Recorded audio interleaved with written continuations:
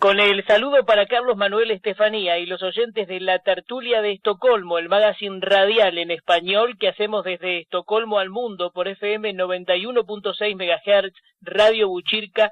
Hoy para Leandro Gasco es muy grato saludar y entrevistar a la líder del movimiento por España, licenciada Pilar Gutiérrez. Qué gusto, Pilar, saludarte. Buenas tardes. Buenas tardes. Muchas gracias a vosotros. Encantada de hablar para vuestro público. Bueno, también para nosotros, Pilar, tú has participado en numerosos congresos por el mundo, estás llevando adelante una labor titánica, admirable, defendiendo la moral cristiana en tiempos difíciles, tienes una trayectoria destacada como psicóloga y estás al frente del Movimiento por España, que son ciudadanos justamente en movimiento para cambiar el modelo de Estado hacia una democracia orgánica, sin partidos, basada en la justicia social, el bien común y la moral cristiana, bajo una monarquía católica y tradicional española. A ver si lo resumí bien. Cuéntanos sobre este intenso trabajo del movimiento. Pues mira, nosotros queremos cerrar el paréntesis oprobioso, ignominioso, que se abrió tras la muerte de Franco en España, con una traición terrible de los propios que estaban entonces en el gobierno, que perdieron la fe. ¿Y sabe por qué la perdieron? Como casi siempre se pierde la fe, por un excesivo bienestar, por la cultura del bienestar que se creó en los últimos años del tiempo de Franco, con el desarrollo, y se empezaron a perder los valores morales y religiosos de España, por culpa también del Concilio Vaticano II y del relativismo moral que empezó a imperar entonces en el mundo y en la Iglesia. Y por culpa de un nuncio que tuvimos entonces, Monseñor D'Adaglio, que era masón, y que, bueno, las cosas... Ahí está el gran tema, ahí es el centro, El centro de la cuestión. Las cosas que hizo este señor, las mentiras, los engaños, bueno, en fin. Luego, por culpa también del presidente de la Conferencia Episcopal, Monseñor Tarancón, que se jactaba, después de morir Franco, se jactaba públicamente de haber quitado el nombre de Dios de la Constitución. O sea, fue el mayor enemigo de la doctrina social de la Iglesia en España, que Franco fue el único jefe de Estado que ha aplicado la doctrina social de la Iglesia a un país, y gracias a eso España fue el país más próspero que consiguió resucitar, porque España estaba muerta después de la Guerra Civil. Y gracias a Franco y a Dios, que por gracia de Dios lo hizo, y así venían en todas las monedas, caudillo de España por la gracia de Dios, que así fue efectivamente, pues gracias a eso España resucitó, y gracias a la doctrina de la Iglesia, a la verdadera. Pero ¿se puede usted creer que la Iglesia actual se opone a esa doctrina de la Iglesia y la tiene totalmente censurada? No, es tremendo lo que pasa en España. Es que fue una traición tan brutal la que hicieron los propios suyos, la Iglesia, y evidentemente se aprovecharon los enemigos, todos los comunistas y todo el PSOE y todos y la masonería, evidentemente, los que habían estado esperando, intentando destruir el régimen de Franco sin conseguirlo, esperando a su muerte para poder destruir España y destruir su memoria. Ahora, Pilar, ustedes han denunciado un ataque por parte de un gobierno de ocupación, como bien definen, como es el del socialista Pedro Sánchez, dicen preludio de la revolución bolivariana en España, ¿no? Y una violación al Estado de Derecho, hablan de artículo 86 de la Constitución, 526 del Código Penal y también del derecho canónico. ¿Por qué tanta hazaña contra el general Franco y tanto olvido político y mediático de los crímenes perpetrados por el comunismo? Incluso algunos descaradamente los reivindican. Sí, porque han llegado ya a una fase en que ellos creen que ya han conseguido el poder, no solo el político, sino también el psicológico y el moral sobre el pueblo español. Entonces ellos creen que ya tienen suficientemente adoctrinada a la gente como para que les apoyen en esta tropelía, en esta prevaricación constante, porque los suyos son todo prevaricaciones, abusos de poder, golpes de Estado, históricamente, y lo han vuelto a hacer, y creen que tienen apoyo del pueblo, pero se están dando cuenta de que no. Entonces, ellos creían haber terminado con toda su oposición, que somos nosotros los franquistas, porque somos los católicos, que sabemos la verdad de la historia y somos capaces de reconocerla públicamente, pues quieren acabar con nosotros y para eso tienen que acabar primero con nuestro líder. O sea, primero le tienen que defenestrar y asesinar de nuevo civilmente y políticamente. O sea, esto es una especie de crimen ritual que nosotros decimos, de los que hace la masonería, de los que suele hacer la masonería, y que es la que dirige este proceso, porque no en vano vino Soros a entrevistarse con Pedro Sánchez, en la Moncloa, sí. En secreto, y sabemos que Pedro Sánchez está ahí por orden de Club Bilderberg, que esto ya lo sabemos, lo saben hasta los idiotas, vamos, que creo que debe haber demasiados en España todavía que no lo saben, pero en fin, hay que divulgarlo. Qué bien, porque tú, Pilar, resaltas, el Valle de los Caídos no se toca, y para quienes sabemos de la acción del nuevo orden mundial, cierto liberalismo unido a la izquierda, que busca la destrucción de los principios cristianos, justo recién mencionabas la reunión Pedro Sánchez con George Soros, y bien hablabas de profanación detrás de la tumba del general Franco. Allí está la masonería, mencionaste crimen ritual, los Illuminati, a ver, sí, por supuesto, nos interesa. Sí, porque esto era una práctica habitual y se lo sigue, y lo ha sido en muchos países comunistas, el profanar los cadáveres. Y en Venezuela lo están haciendo ahora precisamente, que hace muy poco salió una noticia que la hemos subido a nuestra página de Facebook de Movimiento por España, de cómo están profanando allí los cadáveres. Entonces, esto en la guerra, durante la guerra civil en la República era práctica habitual de los milicianos. O sea, profanar los cadáveres de las curas, los curas y las monjas principalmente. Pero ahora lo que quieren hacer es una especie de crimen ritual en el sentido de que quieren matar al líder para luego matar a sus seguidores. Igual que hicieron con Calvo Sotelo en la República. Mataron al jefe de la oposición, y en este caso el líder de la oposición es Franco, porque los que nos estamos oponiendo somos los franquistas, los que todavía somos franquistas a pesar de todo el adoctrinamiento de 43 años, pero sabemos la verdad y muchos jóvenes saben la verdad, muchísimos jóvenes y muchísima gente que antes era socialista, por este ataque a la verdad histórica se están volviendo franquistas porque están investigando y conociendo la verdad de la República y la verdad del tiempo de Franco. Por eso ahora quieren sacar una nueva ley de memoria histórica que lo califique de delito el saber la verdad y decirla. Incluso el tener en tu propia casa algún símbolo franquista. Imagínate hasta qué punto llegan.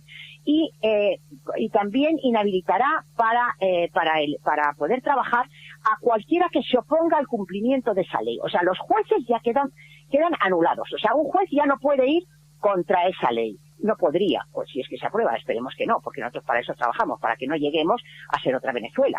Entonces, esto sería ya, primero quieren matar al líder, digamos, ritualmente, porque Franco ya está muerto, pero su historia y su memoria y su obra y su verdad no está muerta. Entonces, al desenterrarle y al hacer toda esta campaña de difamación ya brutal que están haciendo y de calumnia, quieren acabar de rematarle y luego ir a por nosotros, ir a por sus seguidores, que nos declararán fascistas y que hacer apología del franquismo será un delito, y esa es su trayectoria, precisamente. Claro. Franco vamos los demás. Claro, Pedro Sánchez levanta la bandera del socialismo y del comunismo, estuvo en Uruguay reunido con Raúl Castro, cubano también en cuestiones de su socio Maduro. Vivimos un tiempo complejo donde hay referentes conservadores de la Iglesia Católica que son meritorios, pero el Papa Francisco está cuestionado a partir de ciertos dichos, acciones, vinculaciones, reuniones que han generado preocupación, escándalo. Francisco es un verdadero escándalo, un escándalo público, de esos que decía Cristo que mejor saltara una piedra al cuello y se tirara al mar. Y el que te habla es católico, pero hay que reconocerlo porque... Pero por eso mismo, porque el que no es católico es Bergoglio, Francisco Bergoglio, porque él mismo ha dicho que no existe un Dios católico, él no cree en un Dios católico, él no cree en la Santísima Trinidad. Tú sabes que ha generado también preocupación. El mismo Wikileaks habló cuando el escándalo de Hillary Clinton, el jefe de campaña John Podestá, que se habló de financiación para infiltrar grupos progresistas dentro de la Iglesia Católica, y ahí volvemos siempre a la masonería, que, bueno, es lo evidente. Ese es el problema, que por lo visto Soros es el que está controlando. Moviendo las fichas. Y financiando, tiene a su gente claro. dentro, si es que los tienen todas las comisiones, los nombra él. Bueno, con las cuestiones ecológicas, que ha habido reuniones y vínculos directos con el Papa Francisco y su entorno, ¿no? Claro, así que no, claro, esto fue público. Ahora, esto es interesante de destacar, el 84% de los españoles se opone a la exhumación del general Franco según ABC, ¿no? Exacto, y según otras encuestas también es un porcentaje muy alto, mucho más que la mayoría. O sea, desde luego todos, en todas las encuestas sale una mayoría, en unas más y en otras menos según el medio que lo haga y los votantes que tenga, los que respondan a la encuesta. Pero en todas tenemos mayoría, en todas. Tú que eres hija del ministro Joaquín Gutiérrez Cano y que conociste a Franco, sí. ¿Cómo lo recuerdas? Pues mira, yo lo recuerdo como un viejecito muy delgadito, porque fue el último año en el que yo le conocí y de una manera totalmente apolítica, porque no fue por mi padre, porque todos los políticos tenían muchísimo pudor y mucha prudencia en todos sus actos. A mí nunca me llevó a nada político mi padre. Bueno, sí, una inauguración un homenaje que le hicieron en su pueblo natal. Fue lo único político a lo que fui. Pero vamos, yo le conocí porque yo en esa época, cuando era joven, 21 años debía tener, era azafata de congresos y entonces él vino a inaugurar uno de los congresos que había en ese momento, un congreso internacional, que había muchísimos. Y yo estaba en la puerta saludando a los que llegaban y llegó él. Y entonces le saludé y me quedé tan impactada, tenía como un aura, un magnetismo, no sé qué tenía, pero me dio un escalofrío, o sea, algo tenía su personalidad. A pesar de estar tan viejito, porque ya fue el último año de su vida o el anterior. Pero me impactó mucho y es un poco el magnetismo que tenía Juan Pablo II, que la gente se emocionaba cuando él iba cerca, cuando él pasaba cerca. Te daba una emoción, pues con Franco igual. Y además que Juan Pablo II vivió directamente el horror del comunismo, ¿no? A él no se lo contaron. Y tiene también otro parangón muy importante con Juan Pablo II, y es que a su funeral asistieron tantísima gente como al de Juan Pablo II, al funeral de Franco, porque hubo 2 millones de personas que pasaron por el féretro de Franco. Hubo que ampliarlo un día más, la capilla ardiente, por la cantidad de personas que había en cola. Yo estuve en una de esas colas que tardó 12 horas en llegar, en hacer, pues no sé si era 1 kilómetro o menos incluso, desde el centro de Madrid hasta el Palacio Oriente, que es muy poco. Pues tardamos 12 horas en llegar. Entonces, durmiendo en el metro por la noche, en un mes de noviembre, que hacía un frío espantoso, la gente se metía en el metro a dormir, pero seguían en la cola. O sea, fue tan apoteósico como el funeral de Juan Pablo II. Aún considerando que de Juan Pablo II vino gente de todo el mundo, a despedirse de él, y de Franco solo de España. O sea, fíjate lo que quería el pueblo español a Franco.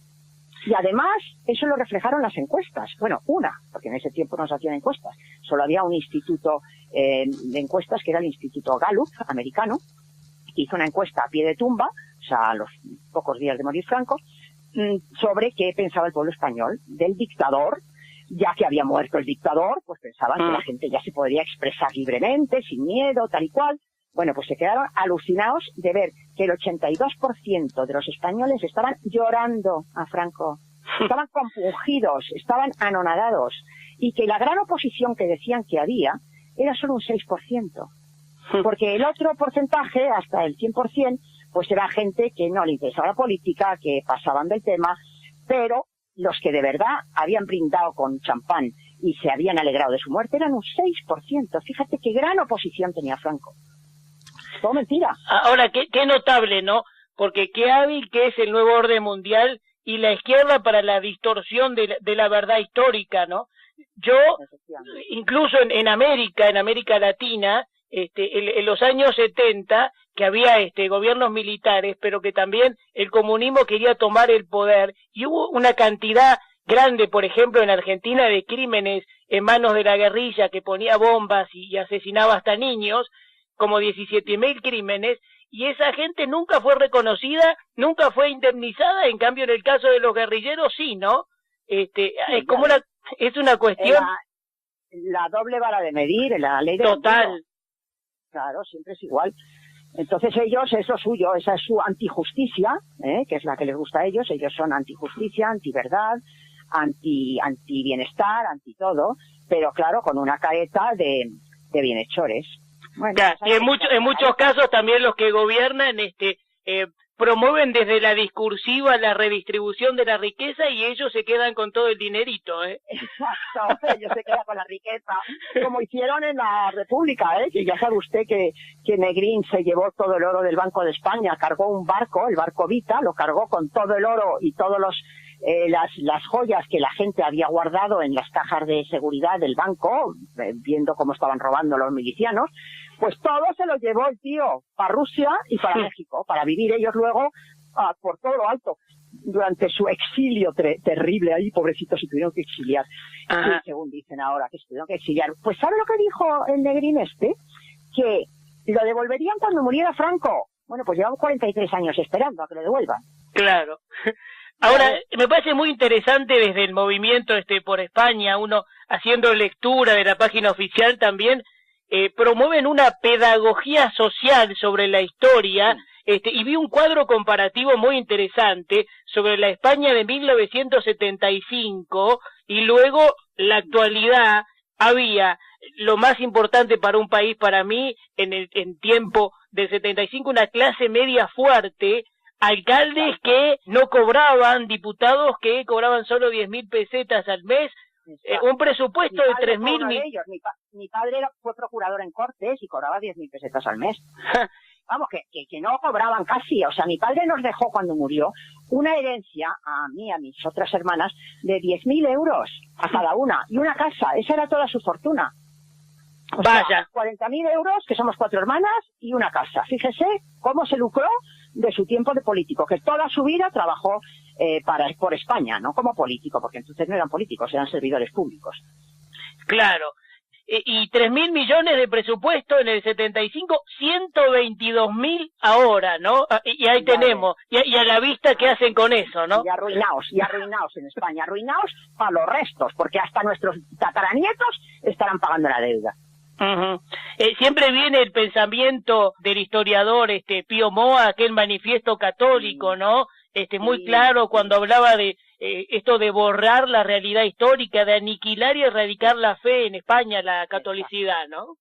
Exacto, ¿no? Es una conspiración diabólica ya en su última fase, en su fase más perfeccionada, que es el misterio de la iniquidad, del que hablaba San Pablo, y que ahora ya está en su fase final, y ya queda muy poco para que sea aniquilado por Dios, porque así está anunciado en el Apocalipsis, o sea que les queda muy poco tiempo al diablo, y por eso él tiene tanta prisa, por eso está haciendo tanto daño y tiene tanta prisa.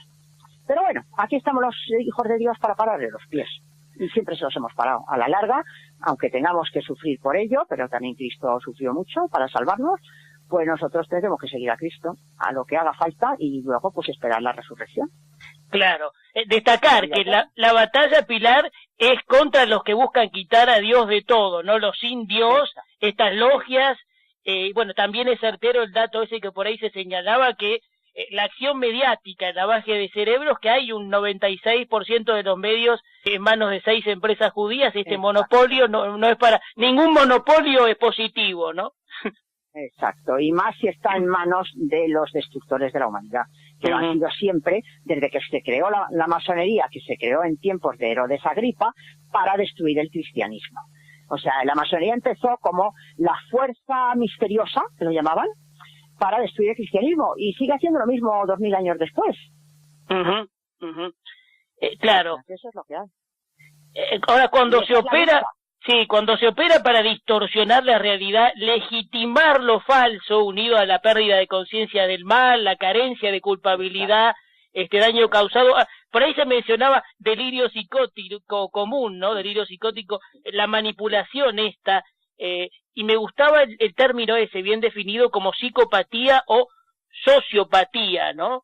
Exacto. Hay un libro... Eso está está en toda España ahora mismo. No sé si ha visto usted, que está circulando mucho por las redes sociales, el último escarnio de estos psicópatas que han hecho en La Sexta, que es una cadena totalmente masónica y diabólica, de hacer una burla del ataúd de Franco y sacar a Franco, el muñeco de Franco, del ataúd y tirarlo por el suelo. En el programa del Gran Wyoming, el miserable, que se llama Gran Wyoming, que su alma es tan fea como su cara. Entonces, pues, ya llegan a ese punto, o sea, están ya profanando simbólicamente el cadáver de Franco en televisión. Es tremendo, tremendo. Hay un libro que queremos recomendar, Pilar, El Himalaya de Mentiras, de la memoria, es Benítez Grande Caballero. Laureano Benítez Grande Caballero, que va a hablar en nuestra manifestación del día 8 de septiembre, que vamos a hacer en Madrid por la mañana. Él es de nuestro movimiento y bueno, pues él es el que va a hablar de ese libro. También vamos a tener otro historiador que se llama Javier Giral Palasí, que también ha escrito un libro que se llama Las mentiras de la izquierda. Bueno, no sé si es exactamente ese nombre, pero eso lo tenemos en nuestra página de Movimiento por España. Las mentiras de la izquierda o de los rojos. Bueno, pero habla de la hegemonía de este pensamiento neomarxista, va. Exacto, habla de lo mismo, de las mentiras históricas de la izquierda, dice. En fin, que es que ya se está saliendo todo a la luz, que le va a salir muy cara la jugada a Pedro Sánchez, porque toda España se está dando cuenta de la verdad. Y además nos están apoyando muchos medios, porque yo estoy saliendo continuamente en televisión. Claro que sí, lo hemos visto. Están interesados. Sí, están interesados. Y bueno, cuando surge alguien que representa la voz del pueblo, eso es fantástico, es maravilloso, por eso también te hemos convocado. Tú eres Pilar Gutiérrez, directora y fundadora del Centro de Terapia Psicoespiritual CTPE, ¿no? Y además sobrina del doctor Vallejo Nájera. Sí, efectivamente. Es que yo me gustan los retos, como buena Sagitario y como buena franquista, porque Franco también era Sagitario y le encantaban los retos. Y los afrontó y los superó. Y a mí me gusta hacerlo también. Y este es uno de ellos. O sea, el dar una visión psicoespiritual de la psicología, eso es un súper reto hoy en día, porque nadie quiere saber nada del espíritu. Claro, son 30 años de experiencia como psicóloga integrando cuerpo, alma, mente y espíritu. Terapia espiritual basada en salmos, también. Sí, eso también es una de las cosas que puse en marcha. Pero luego lo tuve que dejar por motivos familiares, del fallecimiento de mi madre, de la venta de su casa y de todo, de mi mudanza y bueno, muchas cosas. Eso lo tuve que aparcar, pero sí es una de las terapias que hay en este centro que he creado. Ahora, hoy intentan imponer el tema de la ideología de género, la mujer que pierde femineidad, la destrucción de la familia tradicional. Me gustó cuando dijiste en los medios, con Franco, no podían obligar a los niños a ser homosexuales, como ahora en donde está también el negocio de alquiler de vientres y demás. Sí, exacto, sí, así es. Así es, aunque en tiempo de Franco no se persigue a los homosexuales, porque cada uno... Pero no estaba esta imposición, claro, no estaba esta imposición masónica de ideología de género. Efectivamente, no estaba institucionalizado como está ahora. Y ahora institucionalizan todos los males y todos los pecados y todas las patologías. Ahora el afán es por institucionalizarlo, como el aborto, o sea, hacerlo legal y condenar y perseguir a los que se oponen. Esto es la tendencia actual. Claro, tú también alertaste que la muerte del niño por nacer aborto provoca cáncer. Cáncer de mama y de todo tipo también, porque también provoca, hay una mayor incidencia de cualquier otro tipo de cáncer. También de diabetes, también de trastornos psicológicos, evidentemente, muy graves, como precisamente la psicosis, entre otras cosas, y los delirios psicóticos. Esos van muy asociados al trauma post-aborto.